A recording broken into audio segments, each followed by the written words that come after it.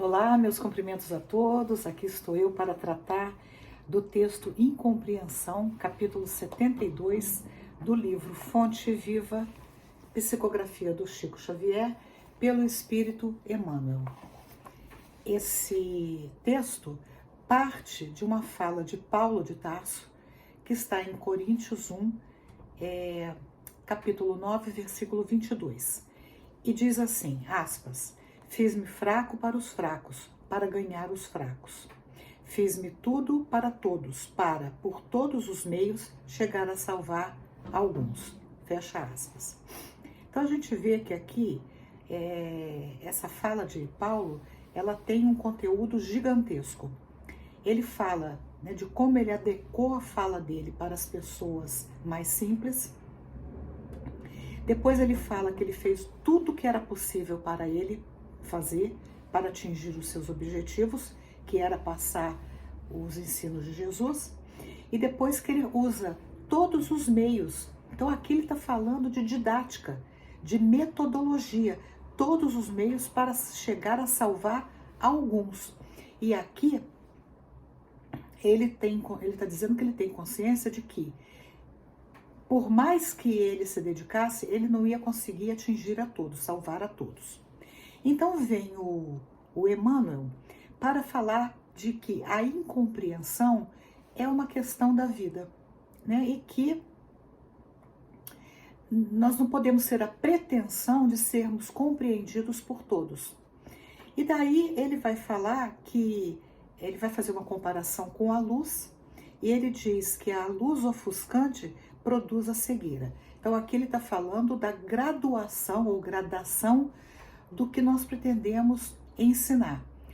E essa é uma imagem muito bonita, porque se a gente considerar olhar para o sol sem uma proteção, a gente acaba ficando cego. O sol pode queimar a nossa vista. Da mesma forma, quer dizer, de uma forma menos gigantesca, vamos dizer assim, quando nós estamos num ambiente escuro e a gente acende a luz repentinamente, o que acontece? Nós ficamos, a nossa vista precisa de um tempo para se acostumar com aquela qualidade, com aquela claridade. Daí, o Emmanuel continua falando que para a gente guardar as manifestações de ti mesmo, texto dele, para que o teu socorro não se faça destrutivo. Então, quando nós vamos passar alguma coisa para alguém, algum ensinamento, alguma lição, nós devemos ter cuidado para que nesse processo a gente não acabe destruindo ao invés de construir. Ou seja, quando nós vamos com muita sede ao pote, o outro pode se sentir tão inferiorizado ou tão desestimulado que ele acaba abandonando, não quer dar continuidade àquilo que a gente propõe ensiná-lo. A gente mexe, inclusive, com a autoestima daquela criatura, porque, se vendo incapaz, ela se sente inferiorizada. E o mesmo acontece conosco quando nós, no contato com uma pessoa que sabe muito mais do que nós, o que acontece? A gente fala, epa, eu não consigo acompanhar o raciocínio dessa pessoa. Então, a gradação do conhecimento é muito importante. Quando nós estamos convivendo com crianças pequenas, é importante, e essa eu acho que é uma comparação bastante válida, é importante que a gente se dê conta que os pequenos não têm a vivência que nós temos, não tiveram a experiência de vida que nós já tivemos. Portanto, adequar a nossa linguagem às condições da criança é importante. Quando a gente já vai trabalhar com alguém um pouquinho mais velho, um adolescente ou um adulto, aí a gente pode utilizar uma linguagem mais sofisticada, a gente pode dar um tempo maior ou menor para que a pessoa absorva aquele conhecimento e assim por diante. Aí, o Emmanuel, ele vai falar uma coisa lá na frente, ele diz assim, conserva a energia construtiva do exemplo respeitável.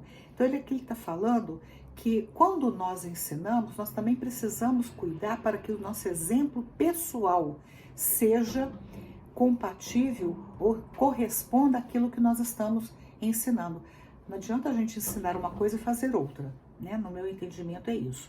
Mas não ouvides que a ciência de ensinar só triunfa integralmente no orientador que sabe amparar, esperar e repetir. Eu achei essa parte aqui do texto belíssima, porque ele fala que todo educador, e aqui cabe, né, o professor, os pais, os avós, os tios, os vizinhos, todos aqueles que nos vemos numa situação onde nós vamos passar algum ensinamento, qualquer um. A gente precisa amparar, quer dizer, acolher aquele a quem a gente acha que pode ensinar. Acolher é o quê? Aconchegar, deixar a pessoa se sentir à vontade, que ela não vai ser criticada pelo seu não saber. Então é amparar. Esperar, ou seja, dar tempo ao tempo, porque nem todo mundo aprende com a mesma rapidez. Então a gente passa, mas a gente espera. A gente espera o quê? O tempo da pessoa elaborar aquele conhecimento. Porque a gente também espera que os outros façam a mesma coisa conosco. Muitas vezes nós precisamos de tempo. O que a gente está aprendendo é demais para a gente naquele determinado momento.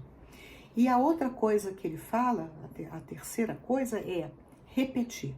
O educador precisa ter capacidade, paciência para repetir a lição, tantas vezes quanto for necessário. E para isso, ele vai modificar a sua linguagem, ele vai dar exemplos, ele vai usar metáforas para que a pessoa consiga perceber que, puxa, é isso que você quer dizer? Isso é muito importante, né? Então, são 3 coisas que o Emmanuel fala nesse processo educativo: amparar, esperar e repetir.